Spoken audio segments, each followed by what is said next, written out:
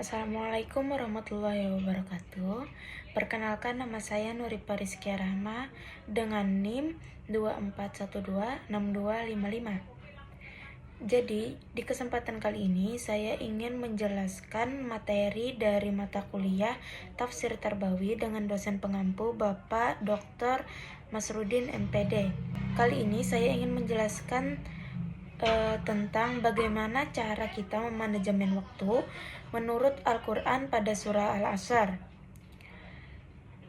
Yang pertama, saya ingin menjelaskan terlebih dahulu yaitu tentang manajemen waktu. Apa sih itu manajemen waktu?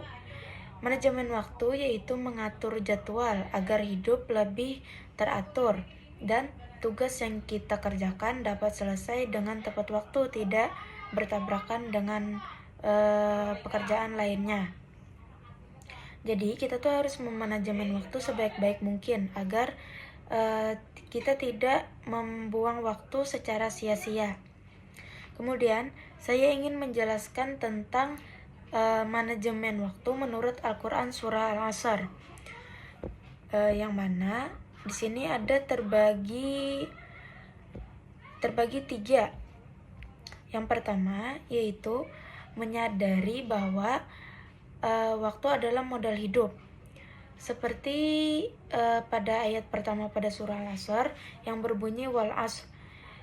Nah, artinya demi masa.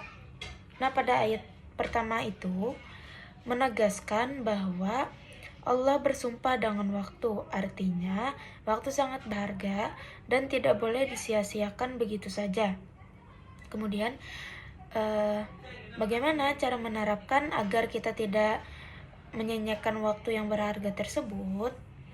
Jadi, cara menerapkannya yaitu mulai hari dengan niat dan rencana. Bagaimana? Yaitu di setiap harinya kita harus mempunyai schedule untuk menjalani hidup agar kita tidak membuang waktu atau menyanyiakan waktu itu untuk hal-hal yang tidak bermanfaat. Kemudian yang kedua yaitu gunakan waktu untuk hal-hal yang bermanfaat.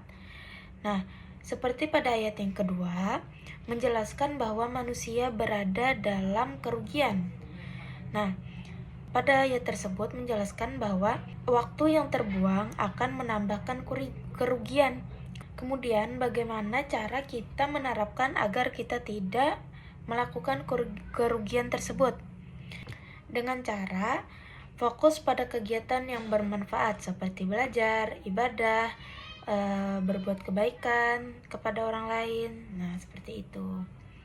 Kemudian ada 4 cara agar waktu tidak terbuang sia-sia. Yang pertama yaitu dengan iman. Nah, gunakan waktu untuk hal-hal yang mendekatkan diri pada kebaikan dan menjauhi hal-hal yang buruk. Kemudian yang kedua dengan amal soleh. Nah, dengan amal soleh ini kita bisa dapat mengisi waktu dengan kegiatan bermanfaat seperti belajar, mengerjakan tugas, membantu orang lain. Nah, kemudian yang ketiga yaitu saling menasehati dalam kebenaran. Nah, jadi kita sesama umat muslim saling mengingatkan agar tetap pada hal yang benar dan produktif, tidak melenceng ke hal-hal yang negatif.